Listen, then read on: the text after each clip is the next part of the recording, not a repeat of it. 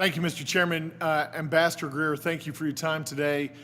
Sincerely appreciate you coming down to answer questions during this week. I know your time is busy. I want you to know that I support President Trump's effort to achieve trade reciprocity and equal treatment for the United States on the world economic stage with those countries that are strategically aligned with the U.S.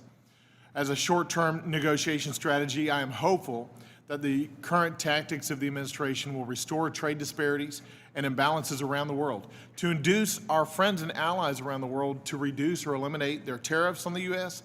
and eliminate anti-American non-tariff trade barriers like quotas, subsidies, sanctions, unreasonable regulatory restrictions that are there against and on American products, not to mention currency manipulation and intellectual property theft issues.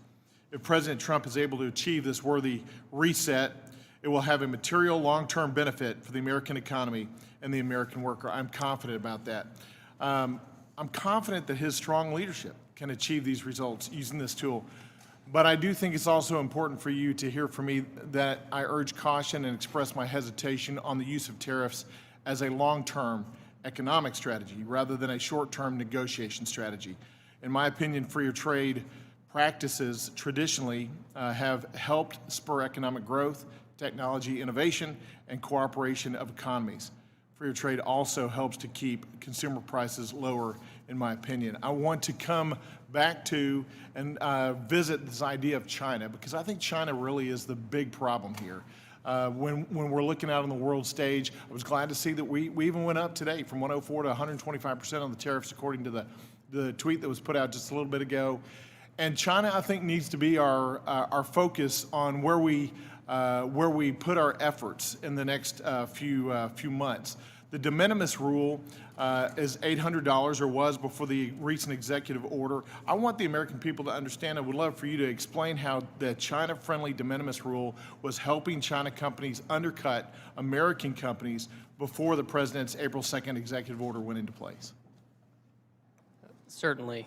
So just to lay it out, the de minimis exemption it's a provision of law that allows goods to come in. If they're valued under $800, they can come in duty-free.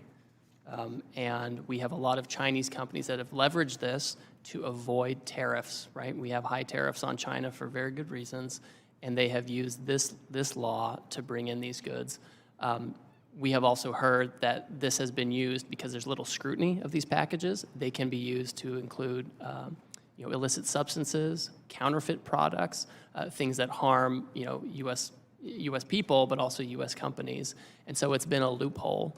And so that's one of the reasons why I know there's been bipartisan movement in Congress to deal with it, why the president was comfortable moving forward with that as well. Yeah, and I think the American people don't realize what a big loophole that has been over the past 4 years and how devastating that has been to a number of American businesses to have China unfairly compete under that de minimis rule. So I applaud the president including that in his executive order, and I hope we eliminate that altogether moving forward. I also want to talk to you about the fact that China is involved in a worldwide illegal and unregulated fishing around the world.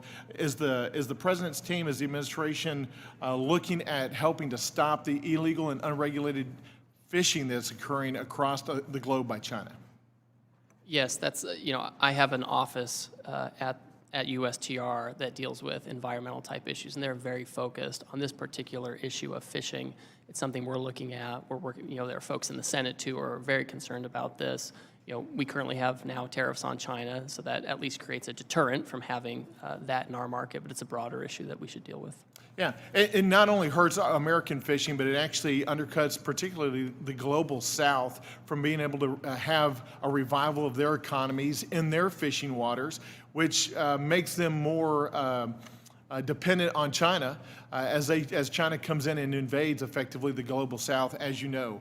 The U.S., moving on to a different topic, the U.S. has now imposed, as of today, 125% import tariff on China. China hasn't indicated that they're really willing to come to the table yet. I was glad to see that all these other countries have come to the table. I think that's because of the strength the president's leadership is showing across the world stage, that he means business, that we're going to have a reset where American businesses are not taken advantage of. But what is the administration planning to do to make China come to the table and actually engage in freer trade or fairer trade and cut out these unfair trade practices? Well, China doesn't believe in free trade or fair trade for that matter. We had an agreement with them under Trump 1, and they started to comply with some of that. In the Biden administration, there was no enforcement. And to some degree, they've chosen their own path. And when they're ready and when they want to talk about how to have a better approach, obviously, we always have an open door. Ambassador, again, I applaud the president's efforts, particularly as it regards China, to push hard on China already and to make them understand that we are not going to lay over and let them run this world, that the United States is going to reset the economic stage. Thank you, and yield back.